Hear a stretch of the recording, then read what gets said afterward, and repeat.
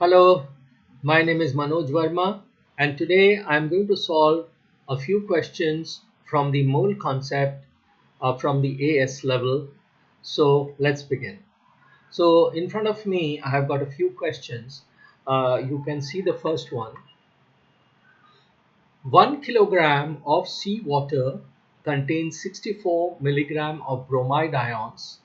The AR of bromine is 80.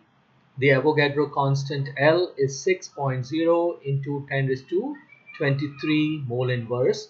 What is the concentration of bromide ions in parts per million, that is ppm by mass? So you have to find out the concentration of bromide ions in parts per million, that is ppm. Now, how you have to proceed? First thing that you have to see is that you have got two different units being used. One is the kilogram and one is the milligram. So first you have to have the same units. So I'm using this relationship.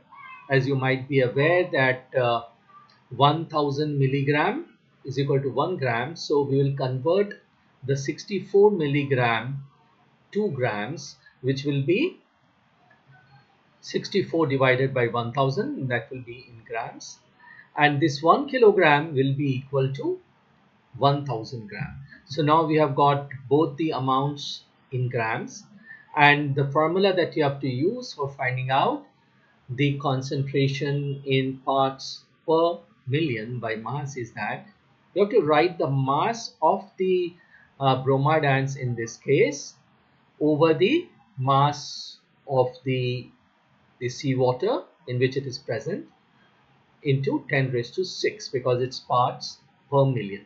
Had it been percent by mass, then you would do it times 10 raised to 2, that is into 100. But when you have to find out parts per million, then you have to do into 10 raised to 6. Now if you look at the calculation, this 10 raised to 6 gets cancelled and the answer is 64, and therefore the correct answer for this question is B. That is, the correct answer is 64. That is the answer B. Okay, let's go to the next question. How many bromide ions are in 500 gram of the sample? So it's continued, the B part. So in 500 gram you have to find out, but just look at the question again, that 1 kilogram of seawater contains 64 milligram of bromide ions. But now think how many milligram of bromide ions will be there in 500 gram of the sample. So using this relationship, we can clearly say that 1 kilogram or 1000 gram of the water sample contains 64 milligram. So 500 gram would obviously contain 500 into 64 divided by 1000, that is equal to 32 milligram. And now, because you have to find out the number of bromide ions, you should first convert it into the number of moles. So again, convert 32 milligrams to grams, that will be into 10 raised to minus 3. Then divide by the AR, which is given over here as 80. So that will give you the number of moles.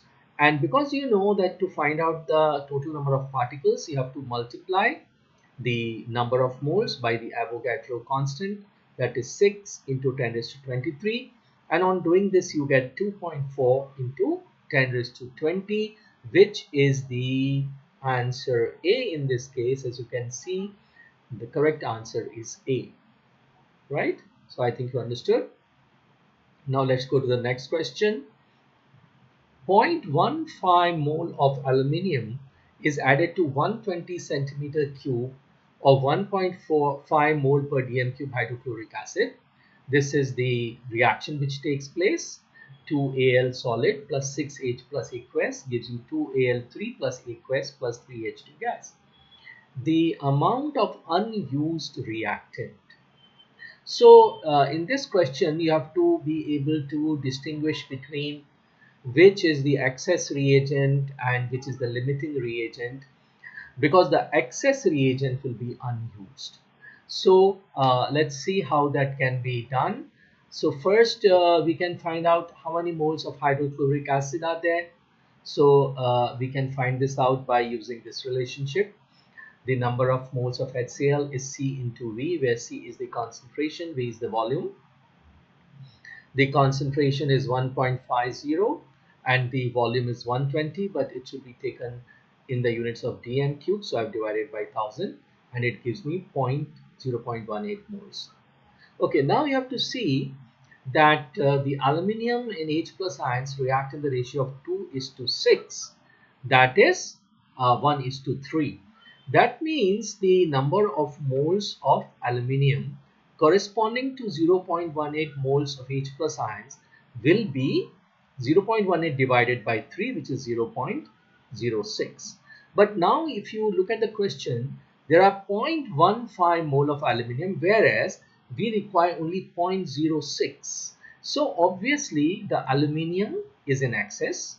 So how much it is in excess, that will remain unreacted. So you need 0.06, but you have 0.15. So 0.15 minus 0.06 is equal to 0.09 moles. So the amount of unused reactant is 0.09 mole. I think that's the answer. The correct answer is B in this case. All right. So now this question, which is based on the empirical formula, is quite simple. An organic compound contains 24.2% carbon, 4% hydrogen and 71.8% chlorine by mass. AR values are given and what is the empirical formula of the compound. So first convert the percentage into number of moles. You can consider that these represent grams, 24.2 gram, 4 gram and 71.8 gram. So if you divide by the respective AR, you will get the number of moles, which I have done here. Divided by 12 gives you 2.02, divided by 1 gives me 4, and divided by 35.5 gives me 2.02. So you find that the ratio of the number of moles of carbon, hydrogen and chlorine is 2:4:2, which can be simplified to 1:2:1, and therefore the empirical formula is CH2Cl. CH2Cl, which corresponds to the option B, and so B is the correct option. Now going to the fourth question in the series, which solution contains the smallest number of ions? So be very careful because they're asking for the smallest, not the largest number of ions. So you have got four options: 500 centimeter cube of 0.06 mole per dm cube calcium nitrate, 500 centimeter cube of 0.09 mole potassium iodide, 250 centimeter cube of 0.12 mole per dm cube barium chloride, 250 centimeter cube of 0.09 mole per dm cube ammonium sulfate. First step that you should do is that you should convert all the volumes which are given in centimeter cubes to dm cubes, and you know that you have to divide the centimeter cube by 1000, will give you the following results. So now I have got the volume in dm cube.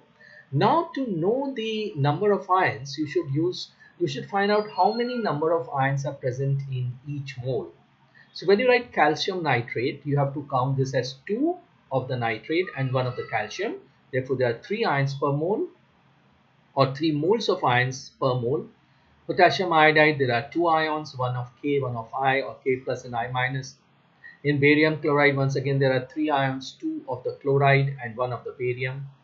Ammonium sulfate, there are 2 of the ammonium ions and 1 of the sulfate ions. So once again there are 3 ions per molecule. Now to get the total number of particles, what you must do is that you should multiply the volume in dm cube by the concentration and then the number of particles. So when you do this, you get 0.09, 0.09, 0.09 and 0.0675. It is obvious that D represents the smallest number of ions, and therefore D is the correct answer of this question.